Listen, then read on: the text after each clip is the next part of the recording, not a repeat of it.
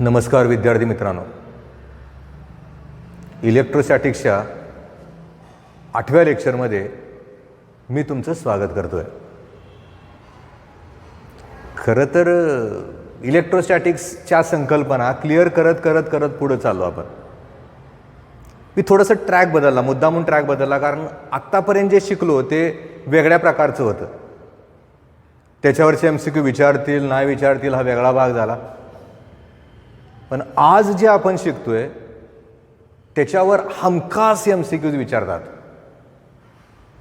कुठला आहे आर्टिकल, कसा आहे आर्टिकल, काय विचार करावा लागतो याच्यामध्ये। मुळात काय होतं, आपल्याला कॅपॅसिटी ऑफ द कंडक्टर आणि कॅपॅसिटर याच्यामधला फरक नाही कळत। आणि खरं तर इलेक्ट्रोस्टॅटिक्सचा विचार करत असताना आपल्याला विचार करावा लागतो फक्त चार्जचाच। कारण अगदी सुरुवातीला आपण काय केलं होतं, बाबा इलेक्ट्रोस्टॅटिक्स ही अशी ब्रँच आहे की ज्या ठिकाणी त्या असणाऱ्या ब्रँचचा अभ्यास करत असताना चार्ज रेस्ट पोझिशनला असताना अभ्यास करणं म्हणजे इलेक्ट्रोस्टॅटिक्स। मग आज काय, चार्ज ओरिएंटेडच आहे, पण आपल्याला विचार जर कुठला करायचा आहे तो म्हणजे capacity, capacitor, capacitors connected in series आणि capacitors connected in parallel. Capacitor शब्द कुठं ना कुठं कधी ना कधी आपल्या डेली लाईफमध्ये रेग्युलरच्या जीवनात ऐकलेला असतो। जिथं कुठं इलेक्ट्रिसिटीच्या सहाय्याने एखाद्या गोष्टीला फिरवलं जातं, कदाचित पंखा असेल, मिक्सर असेल, घरातली बारकी पाण्याची मोटर असेल, विहिरीवरची पाण्याची मोटर असेल, अशा अनेक फिरणाऱ्या इलेक्ट्रिक इन्स्ट्रुमेंटमध्ये कॅपॅसिटरचा वापर करतातच। पण त्याच्या बरोबरीनं इलेक्ट्रॉनिक्स जी इन्स्ट्रुमेंट्स आहेत की ज्याच्यामध्ये कॅपॅसिटर्स हा महत्त्वाचा भाग राहतो। रेजिस्टर्स असतात, कॅपॅसिटर्स असतात, IC असतात, ट्रान्झिस्टर्स असतील। मग हे कॅपॅसिटर म्हणजे काय आहे त्याचा जर विचार आता करायचा झाला तर पहिल्यांदा आपल्याला विचार करावा लागेल कॅपॅसिटी ऑफ द कंडक्टरचा। मग आपण वळूयात कॅपॅसिटर म्हणजे काय असा विचार करूयात की माझ्याकडं हा एक कंडक्टर आहे किंवा ही एक मेटॅलिक प्लेट आहे समजूयात आपण। आणि इथं असणाऱ्या मेटॅलिक प्लेटवर मला काय करायचं आहे, चार्जेसला डिपॉझिट करायचं आहे। त्याच्यावर त्या ठिकाणी तिथं असणारे ते जे चार्जेस आहेत त्या चार्जला मला स्टोअर करायचं आहे।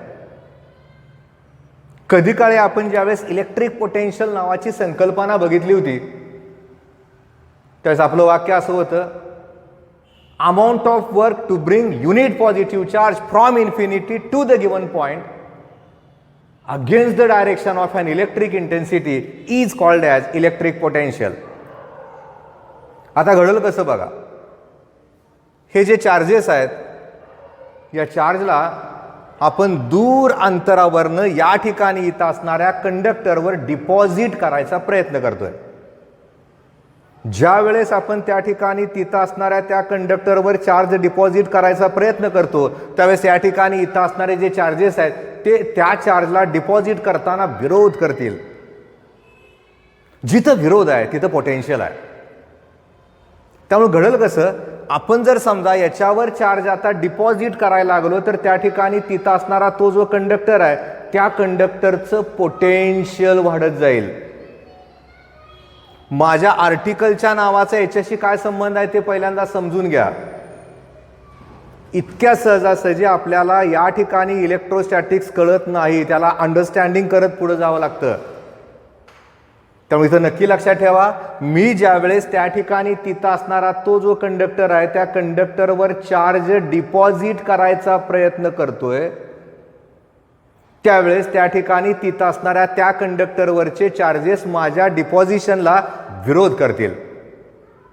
तो जो विरोध आहे तो पोटेन्शियलच्या स्वरूपात त्या ठिकाणी तिथं असणाऱ्या त्या कंडक्टरवर स्टोअर व्हायला सुरुवात होईल।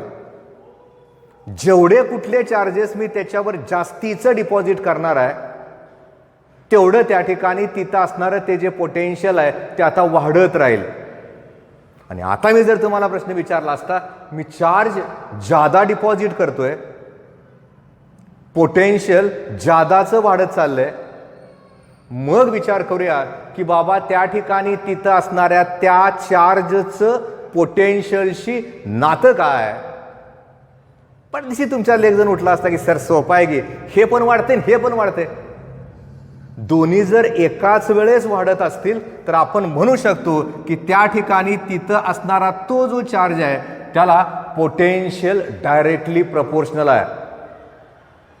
एका वेगळ्या पद्धतीनं हा कॉन्सेप्ट समजून घ्या, कारण बऱ्याच वेळा काय होतं त्याचा अर्थ नाही कळत, मग ते जंबल होत राहतं. पुस्तकात पण दिलंय आणि इथं पण मी सांगतोय, दोन्ही पद्धतीनं नीट समजून घ्यायचं म्हणजे कळत जातं.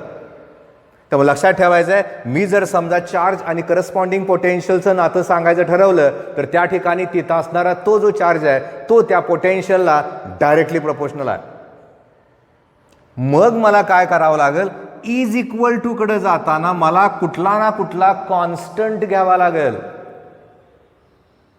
हा जो कॉन्स्टंट आहे, जसं आता तुम्हाला थोडं क्लिक होत असेल, अरे कधी काळे आपण असं कुठेतरी केलं होतं, कुठं केलं होतं, करंट इलेक्ट्रिसिटीमध्ये केलं होतं, कशासाठी केलं होतं, व्ही आणि आय साठी केलं होतं.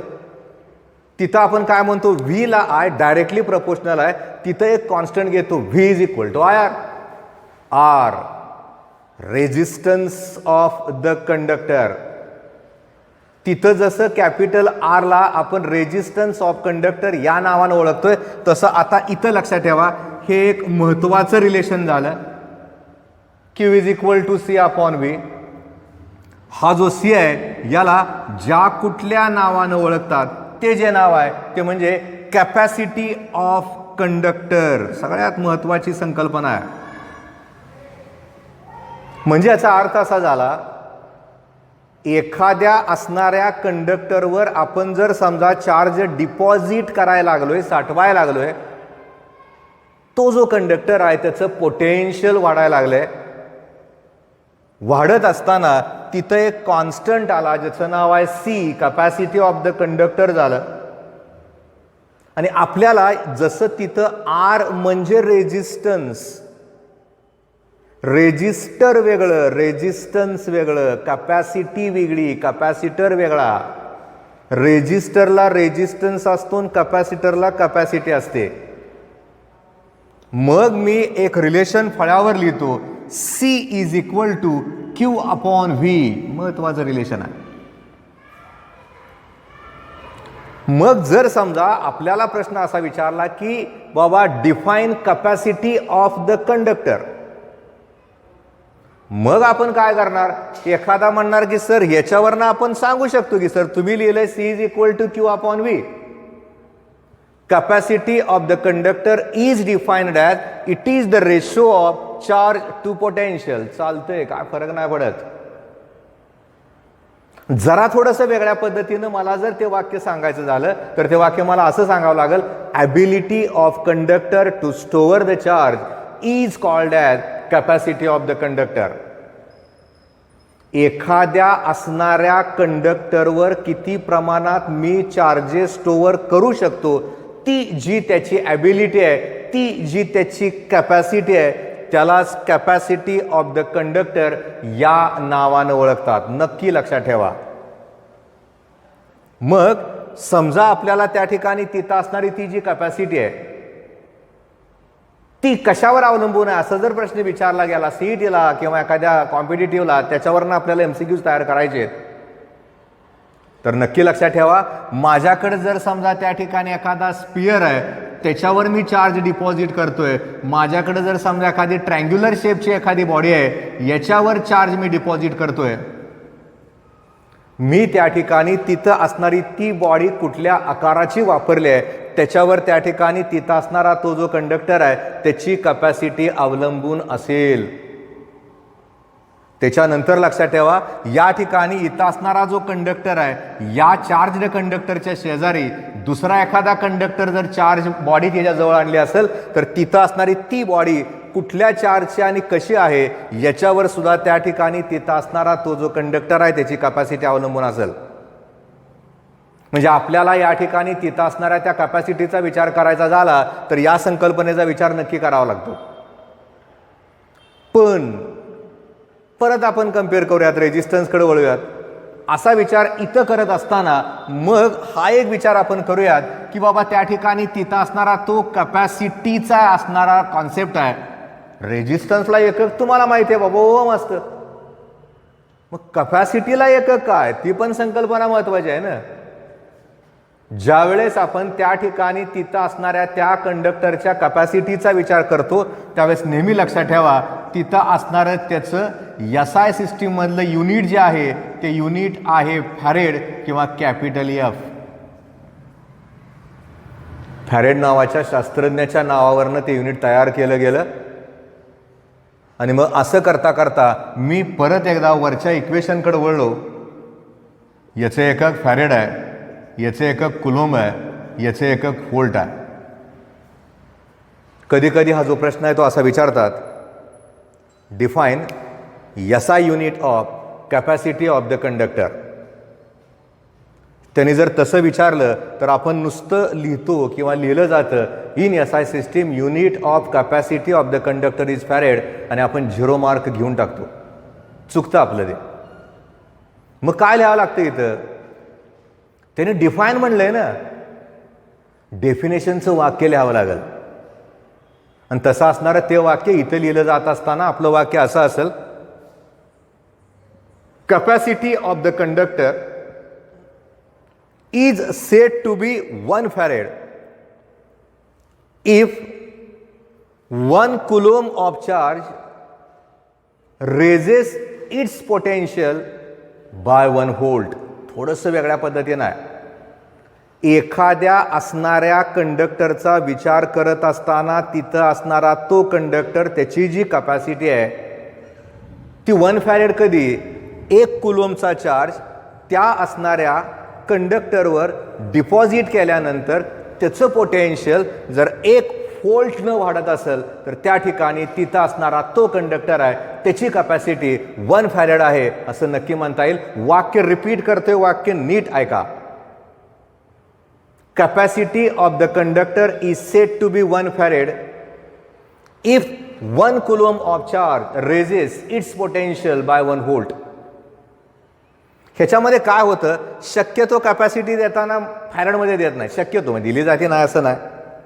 तशी ती देत असताना मग कदाचित ती कॅपॅसिटी आपल्याला मायक्रोफॅरेडमध्ये दिली जाईल, कदाचित ती नॅनोमध्ये दिली जाईल किंवा कदाचित ती पिकोमध्ये दिली जाईल. आणि तशी जर ती दिली गेली तर मग आपल्याला नक्की माहिती असावं लागते याचा वापर करायचा कसा. 1 मायक्रोफॅरेड आहे याचा अर्थ इथं लक्षात ठेवायचं आहे 10⁻⁶ 10⁻⁶ farad. 1 nano farad that is 10⁻⁹ farad. 1 pico 10⁻⁻12 farad. नक्की लक्षात ठेवा, अनेक एक्झाम्पलमध्ये आपल्याला ती जी कन्व्हर्जन्स आहेत ती कन्व्हर्जन्स नक्की बघावी लागतात. त्याच्याशिवाय आपण या टॉपिकला पुढे जाऊ शकत नाही. त्यामुळे सुरुवातीला समजून घ्या की आपण कॅपॅसिटी ऑफ द कंडक्टरचा विचार करतोय आणि अशा कॅपॅसिटी ऑफ द कंडक्टरचा विचार करत असताना मग आपल्याला याच्यामध्ये असणाऱ्या वेगवेगळ्या संकल्पनेचा आधार घ्यावा लागतो. कसा, काय करायचं? मुळात या पद्धतीनं त्या ठिकाणी तिथं असणाऱ्या त्या कॅपॅसिटीचा विचार करत असताना आता मात्र आपल्याला विचार करावा लागतो की आता आपल्याला या ठिकाणी तिथं असणारा तो कॅपॅसिटी या पद्धतीनं असताना कॅपॅसिटर म्हणजे काय त्याचा विचार करावा लागेल ना. आणि असा विचार इथं केला जात असताना आता मी काय सांगतो ते नीट ऐका, कारण आत्तापर्यंत आपण फक्त विचार केला की त्या असणाऱ्या कंडक्टरवर चार्ज स्टोअर करत असताना तिथं असणारा तो जो कंडक्टर आहे त्या कंडक्टरची स्वतःची एक ॲबिलिटी आहे, ॲफिनिटी आहे की तिथं असणारा तो जो कंडक्टर आहे तो किती प्रमाणात चार्ज स्टोअर करून घेऊ शकेल. म्हणजे आपण असा विचार करूयात की आपल्याकडे एखादा वर्ग आहे, आपण काय म्हणतो आमच्या इथं वर्गाची कॅपॅसिटी 50 मुलांचीच आहे, 40 मुलांचीच आहे, 100 मुलांचीच आहे. तिथं जसं आपण वर्गाची कॅपॅसिटी सांगतो तसं आपण इथं कंडक्टरची कॅपॅसिटी सांगतोय. आणि काय होतंय, या ठिकाणी तिथं असणारा तो जो कंडक्टर आहे त्याच्यावर आपण चार्ज डिपॉझिट करत चाललोय आणि चार्ज डिपॉझिट करत असताना तिथं असणारा तो जो कंडक्टर आहे त्याचं पोटेन्शियल वाढायला लागलंय. मला या असणाऱ्या कंडक्टरला चार्ज डिपॉझिट करायला कमर्शियल पर्पजला वापरायचं आहे. मग धोका काय आहे? मी जर समजा एखाद्या असणाऱ्या कंडक्टरवर चार्ज डिपॉझिट करत चाललोय, त्याचं पोटेन्शियल वाढायला लागलंय आणि आता मी जर तिथं असणारा तो जो कंडक्टर आहे त्याला जर हातात घेतलं, इट इज व्हेरी रिस्की. प्रचंड पोटेन्शियल आहे, ते रिस्की आहे. शास्त्रज्ञांना विचार करावा लागला की बाबा आता काय करायचं. आपल्याला तर असं एखादं इन्स्ट्रुमेंट तयार करता येईल का की ज्याच्यावर त्या ठिकाणी तिथं असणारे ते जे चार्जेस आहेत त्याला जादाचं डिपॉझिट करता येईल आणि पोटेन्शियल मात्र कमी असेल. यातनंच, या शास्त्रज्ञांच्या विचारातनं ज्या कुठल्या डिव्हाइसचा शोध लागला, ती जी डिव्हाइस आहे ती डिव्हाइस म्हणजे कॅपॅसिटर. आणि आपल्याला या ठिकाणी तिथं असणाऱ्या त्या सगळ्याचा विचार करायचा आहे. आणि तसा विचार इथं केला जात असताना मी आता तुम्हाला कॉन्सेप्ट ऑफ कॅपॅसिटर, यालाच अजून एका नावानं ओळखतात, ते जे दुसरं नाव आहे ते म्हणजे कंडेन्सर. आपण त्याला कॅपॅसिटर म्हणू शकतो किंवा कंडेन्सर म्हणू शकतो. आणि त्या ठिकाणी तिथं असणारा तो जो कॉन्सेप्ट आहे तो आपल्याला या ठिकाणी बघायचा. आता विचार करूयात की काय घडू शकतं ते. असा विचार इथं केला जात असताना अतिशय सोप्या पद्धतीने आपण बघूया, जास्त कॉम्प्लिकेशन यात बघायचेच नाहीत. आपल्याला काय कळलं पाहिजे की बाबा आपल्याला जर कॅपॅसिटी कंडक्टरची आकारावरनं वगैरे वाढवता येत असताना कॅपॅसिटर का, कंडेन्सर का, त्याचं उत्तर मिळालं पाहिजे ना आपल्याला. असा विचार करत असताना पहिल्यांदा लक्षात ठेवायचंय, आपण विचार करूयात की बाबा कॅपॅसिटरला वाक्यामध्ये आणायचं आहे, कसं आणता येईल. सोपं वाक्य आहे.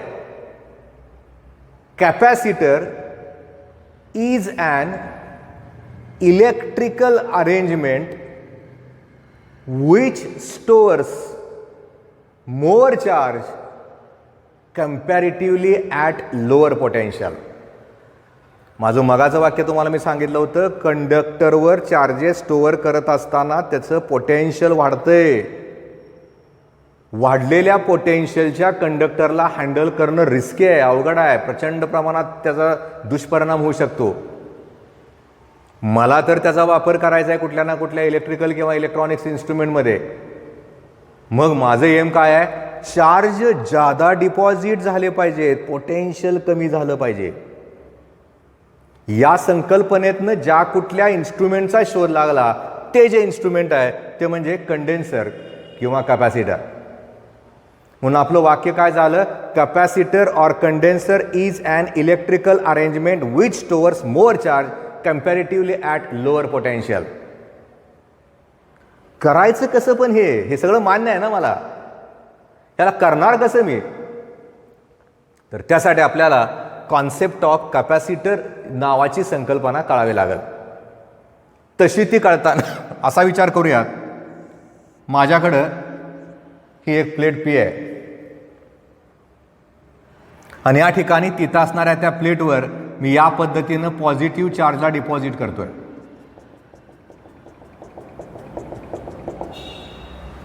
एका सोप्या पद्धतीने संकल्पना नक्की समजून घ्या, अर्थ तोच आहे जे पुस्तकात दिलाय तोच.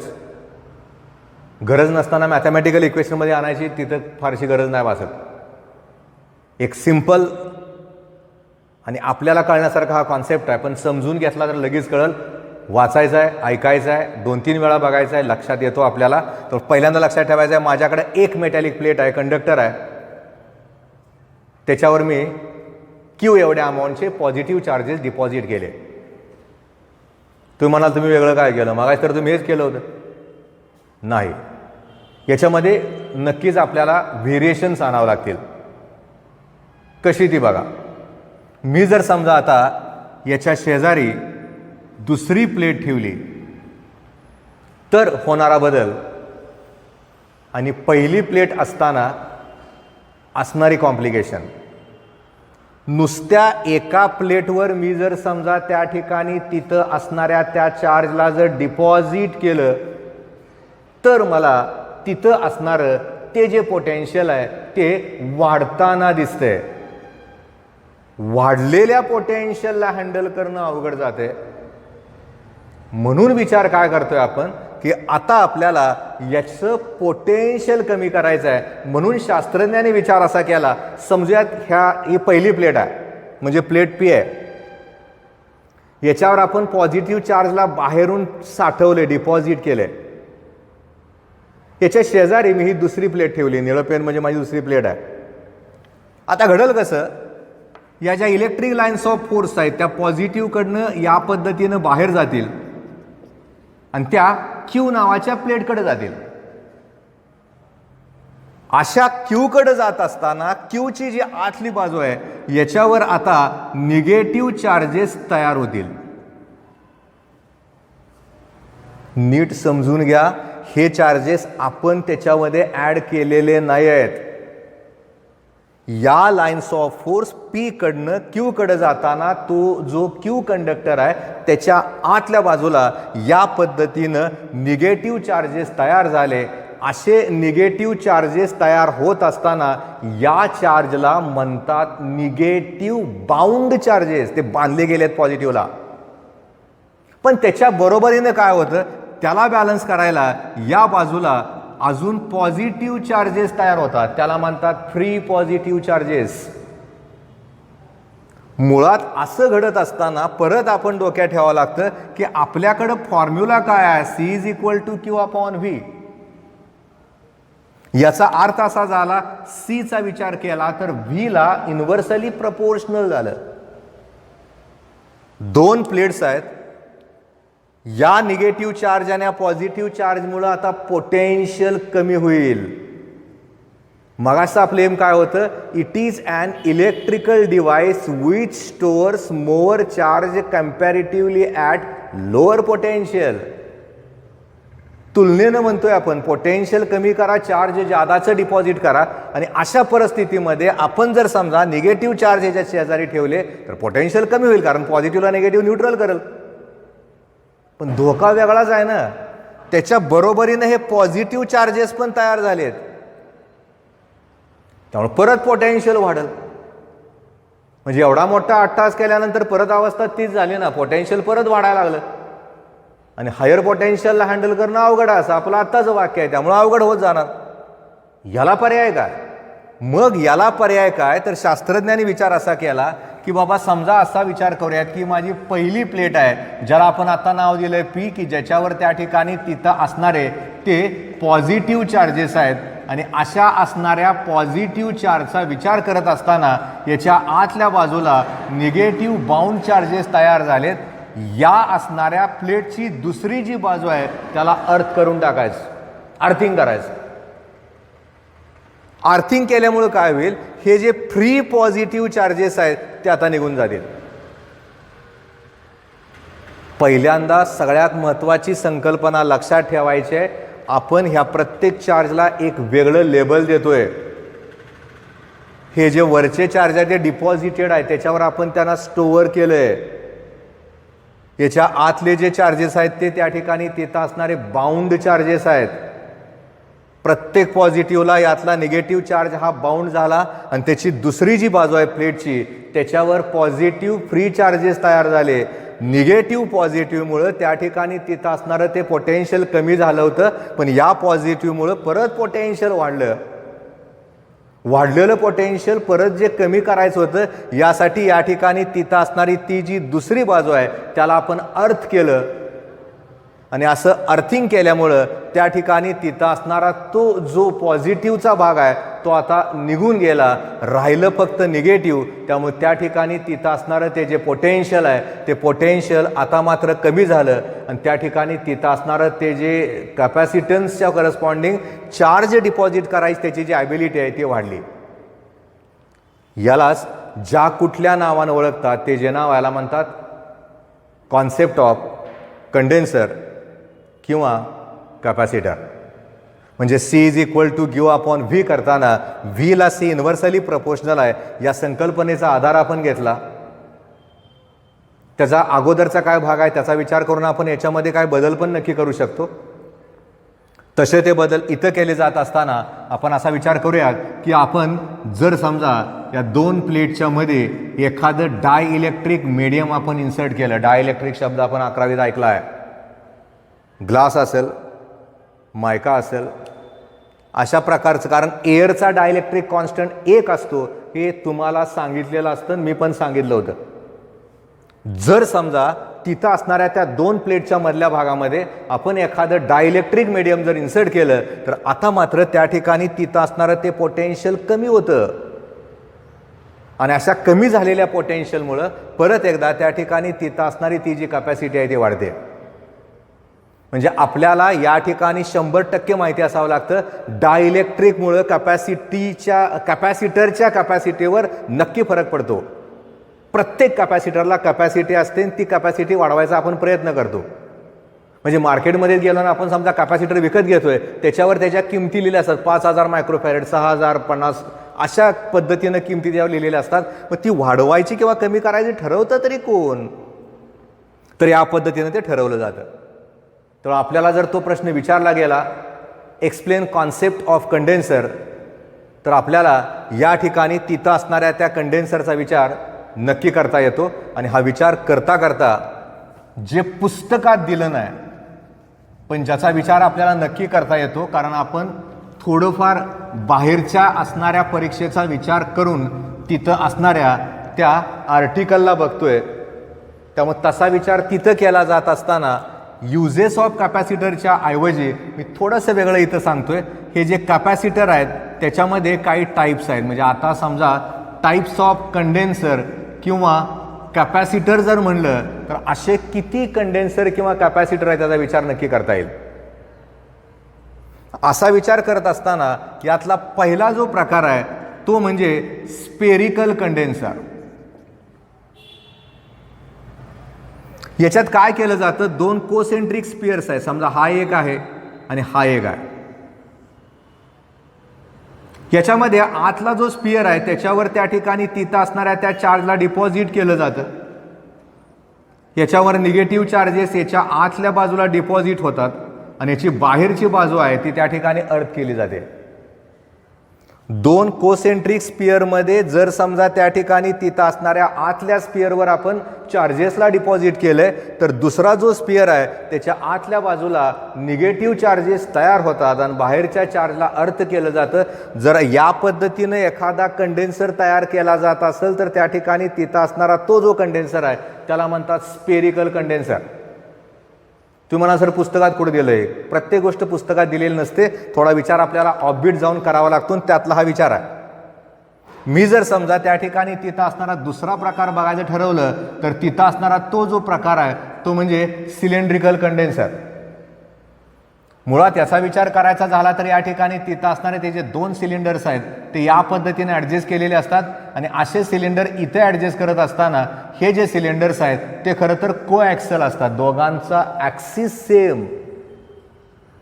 याच्यात पण तेच केलं जातं. आतला जो स्पियर आहे याच्यावर चार्जेस डिपॉझिट केले जातात आणि जो बाहेरचा स्पियर आहे याच्यातली बाहेरची जी बाजू आहे त्याला अर्थ केलं जातं. असा जर एखादा कंडेन्सर त्या ठिकाणी तयार केला तर तिथं असणारा तो जो कंडेन्सर आहे त्याला म्हणतात सिलेंड्रिकल कंडेन्सर.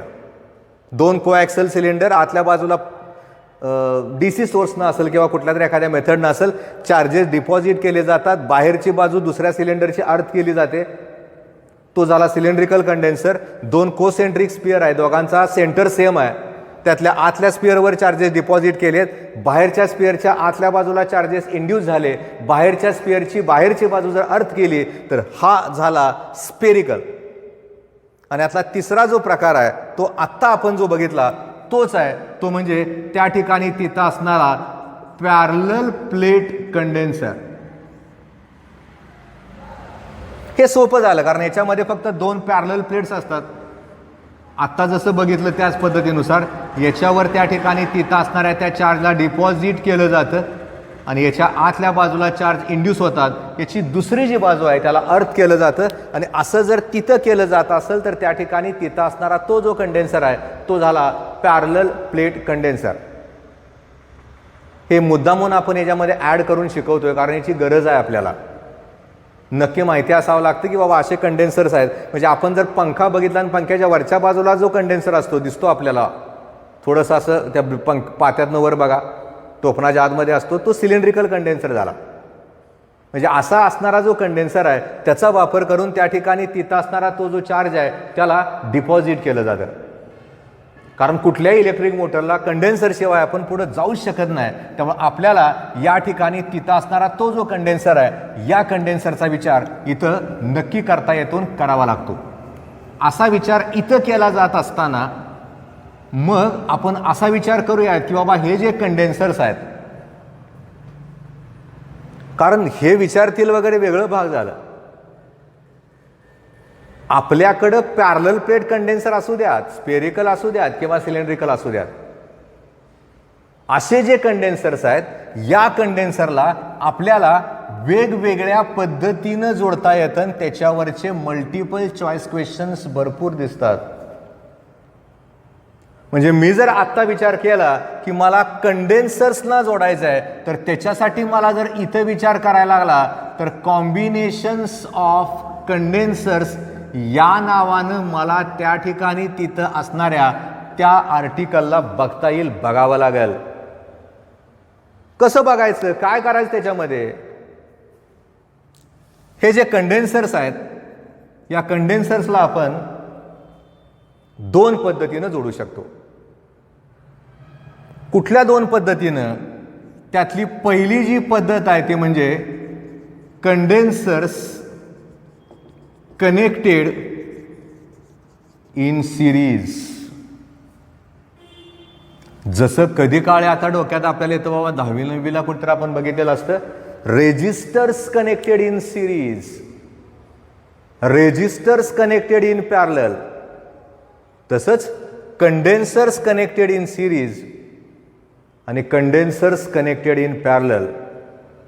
प्रचंड मोठ्या कॉम्प्लिकेशनमध्ये न जाता सोप्या पद्धतीनं शिकत जाणं हे सध्या सगळ्यात महत्त्वाचं आहे. त्यामुळे आपल्याला या असणाऱ्या कॉम्बिनेशनचा विचार नक्की करावा लागेल, कारण ह्याच्यावरनं अनेक एक्झाम्पल्स आपण सोडवणार आहोत. कसं ते बघा. कल्पना करा माझ्याकडं 3 कंडेन्सर्स आहेत, त्याला सिरीज कॉम्बिनेशनला जोडायचं आहे. तर त्या ठिकाणी तिथं असणारे ते जे कंडेन्सर्स आहेत ते मला या पद्धतीनं एखाद्या बॅटरीच्या अक्रॉस जोडावं लागतील की ज्याचं पोटेन्शियल त्या ठिकाणी V एवढ्या अमाऊंटचं आहे. सिरीज कॉम्बिनेशन आहे. हे जे कंडेन्सर्स आहेत त्या प्रत्येकाची कॅपॅसिटी जी आहे ती वेगळी आहे. C1 आहे, C2 आहे आणि C3 आहे. 3 कंडेन्सर्स, तिघांच्या 3 वेगवेगळ्या कॅपॅसिटीज आहेत. त्यांना आपण सिरीजमध्ये जोडले आणि आपल्याला आता यावरून इक्विव्हॅलंट कॅपॅसिटीचं उत्तर काढायचं आहे. कसं काढायचं ते बघा, फार सोपं आहे. पहिलं वाक्य लक्षात ठेवा. When condensers are connected one after another then that combination is called as series combination. एकानंतर एक जर समजा त्या ठिकाणी तिथं असणाऱ्या त्या कंडेन्सरला आपण जोडत असू तर त्या ठिकाणी तिथं असणारे ते जे कंडेन्सर्स आहेत त्याचं जे कॉम्बिनेशन आहे ते झालं सिरीज कॉम्बिनेशन. कधी काळी आपल्याला माहिती होतं when number of resistances are connected one after another then that combination is called as series combination of resistances. आणि सिरीज कॉम्बिनेशन मध्ये करंट सेम राहतो असं आपण रेजिस्टन्स मध्ये म्हणलं होतं. इथं तसं न म्हणता याच्यात लक्षात ठेवायचं आहे याच्या प्रत्येक कंडेन्सरवरचा जो चार्ज आहे तो सेम राहील. प्रत्येक कंडेन्सरच्या अक्रॉसचं जे पोटेन्शियल आहे ते पोटेन्शियल मात्र त्या ठिकाणी बदललेलं असेल. तर पहिलं वाक्य यातलं सगळ्यात महत्त्वाचं आहे ते पण लक्षात ठेवायचं आहे. When number of condensers are connected in series potential difference across each capacitor is different, condenser is same. कुठंतरी विदाउट न्यूमेरिकल विदाउट कॅल्क्युलेशन उत्तर काढतानाचा वापर करता येईल ना. एका कंडेन्सरचा चार्ज दिला आणि प्रत्येक कंडेन्सर सिरीजमध्ये जोडलाय, कशाला कॅल्क्युलेशन करायचं, कळतं ना आपल्याला ते. मग कल्पना करूयात V एवढं पोटेन्शियल आहे त्या बॅटरीचं, C1च्या अक्रॉसचं पोटेन्शियल V1 आहे, C2च्या अक्रॉसचं पोटेन्शियल V2 आहे, C3च्या अक्रॉसचं पोटेन्शियल V3 आहे रिझल्टंट पोटेन्शियल व्ही आहे. व्हीचं उत्तर काढताना मी नक्की एक इक्वेशन इथं लिहू शकतो आणि माझं इक्वेशन येणार आहे V is equal to V1 plus V2 plus V3. परत मगाशी जे शिकवलं तिकडे वळूयात ना. म्हणजे मी जर विचार केला क्यूचा तर Q is equal to C V आहे. म्हणजे मी सीचा विचार केला तर क्यू अपॉन व्ही आहे. रिझल्टंट कॅपॅसिटीचा विचार करत असताना माझ्याकडचे कॅपॅसिटर सिरीजमध्ये जोडलेले असताना त्याचा जर इक्विव्हॅलंट कॅपॅसिटन्स CS असेल तर इथं व्ही इज इक्वल टू लिहिताना क्यू अपॉन CS लिहावं लागेल. V1 इज इक्वल टू लिहिताना क्यू अपॉन C1 लिहावं लागेल. V2 इज इक्वल टू लिहिताना क्यू अपॉन C2 लिहावं लागेल किंवा इथं लिहिताना क्यू अपॉन C3 लिहावं लागेल. आणि पटक दिवशी तुम्ही मला सांगणार की सर सगळीकडचं क्यू तर कॅन्सल झालंय की. मग उत्तर काय आलं? उत्तर आलं 1 upon CS is equal to 1 upon C1 plus 1 upon C2 plus 1 upon C3. गंमत अशी यातली रेजिस्टन्सेस कनेक्टेड इन पॅरललचं उत्तर कॅपॅसिटन्स कनेक्टेड इन सिरीजला येतं. कॅपॅसिटन्स सिरीजमध्ये जोडल्यानंतर त्याचा इक्विव्हॅलंट कॅपॅसिटन्स कमी होतो आणि रेजिस्टन्सेस सिरीजमध्ये जोडल्यानंतर त्याचा इक्विव्हॅलंट रेजिस्टन्स वाढतो. हे डोक्यामध्ये इतकं ठाम बसवा, जाम बसवून टाका, ते अजिबात त्यात बदल नका करू. त्यामुळे इथं लक्षात ठेवायचं आहे, मी जर 1 upon CS is equal to लिहिलं तर 1 upon C1 plus 1 upon C2 plus 1 upon C3 येतं. मी आत्ता सांगितलं की आपल्याला कॉम्बिनेशन्स बघायचे आहेत आणि ते कॉम्बिनेशन बघत असताना किती पद्धतीनं कंडेन्सर जोडता येतात, सिरीज आणि पॅरलल. मग ते कॉम्बिनेशन एकमेकांमध्ये करून पुढची करता येतील. पण त्याच्या अगोदर लक्षात ठेवायचं की या पद्धतीनं जर आपल्याला तिथं असणार ते उत्तर काढायचं झालं तर ते उत्तर नक्की काढावं लागेल.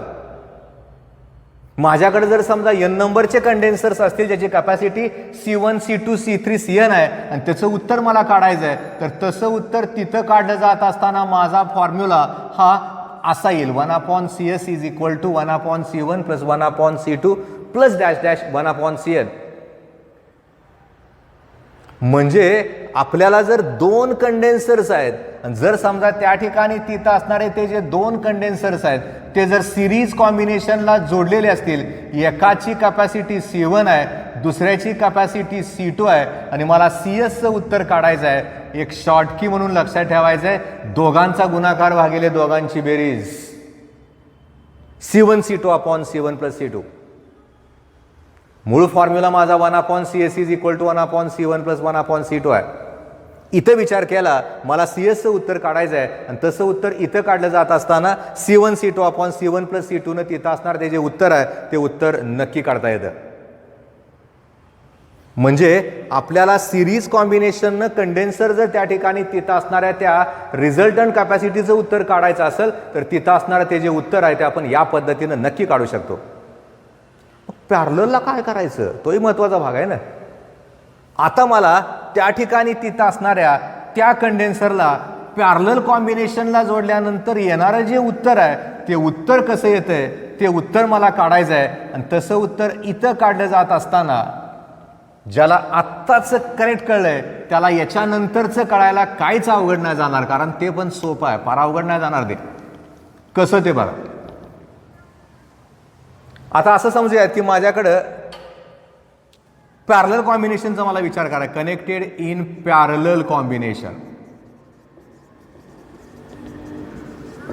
असा विचार करताना परत तेच 3 कंडेन्सर घेऊयात, वेगळे कशाला घ्यायचे ना. समजा माझा पहिला कंडेन्सर आहे, हा माझा दुसरा कंडेन्सर आहे, हा माझा तिसरा कंडेन्सर आहे. या सगळ्या कंडेन्सरला मी जर समजा या पद्धतीनं जोडलं A आणि B मध्ये, याची कॅपॅसिटी C1 आहे, C2 आहे आणि C3 आहे.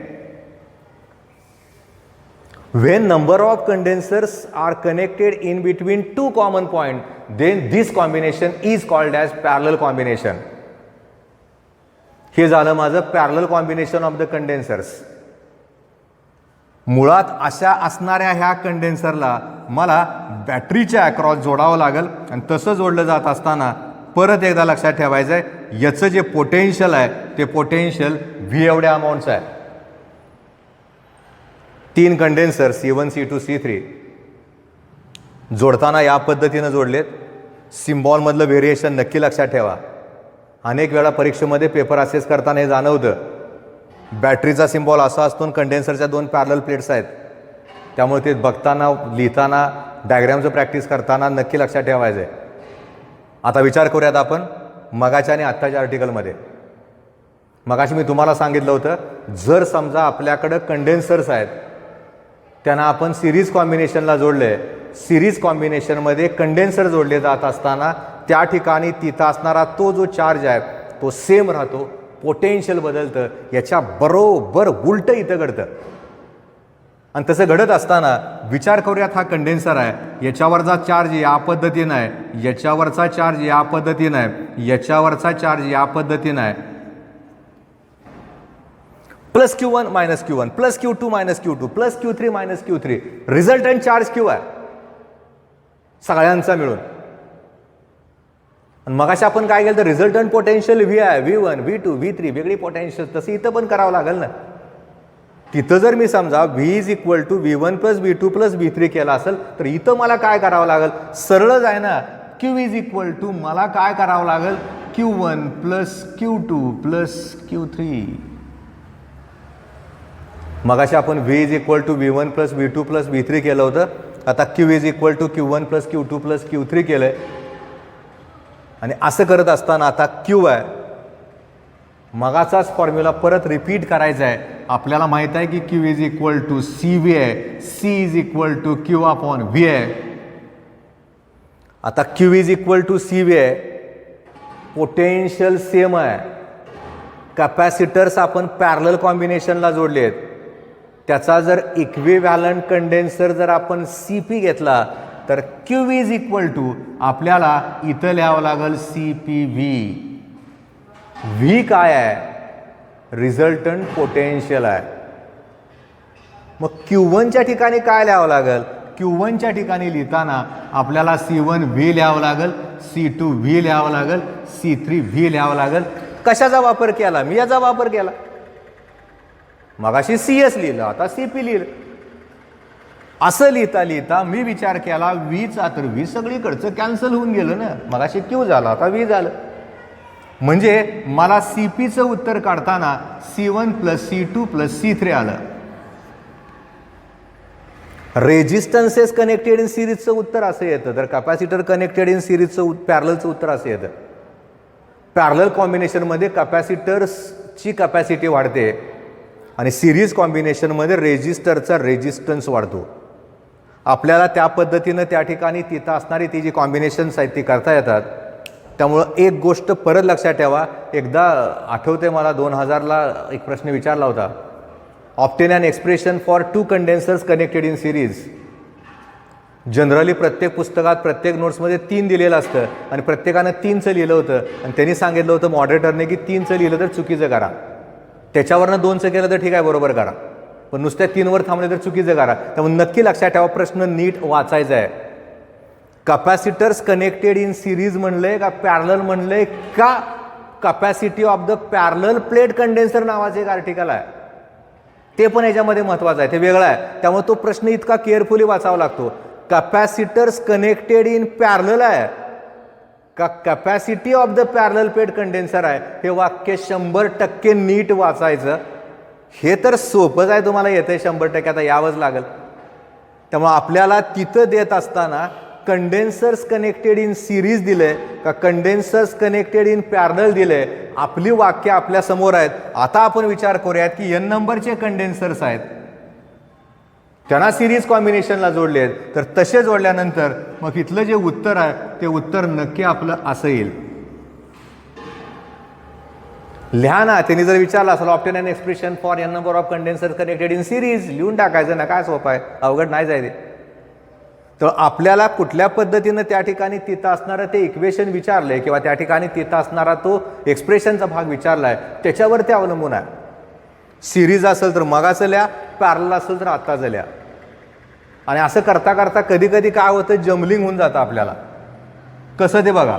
समजा हे आपण उत्तर काढले आणि असं उत्तर इथं काढलं जात असताना समजा प्रश्न आपल्याला विचारला आहे obtain an expression for condensers connected as shown given below.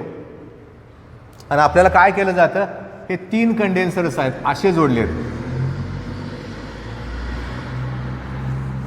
ह्याची कॅपॅसिटी सी आहे, याची सी आहे, याची सी आहे, हा ए आहे आणि हा बी आहे.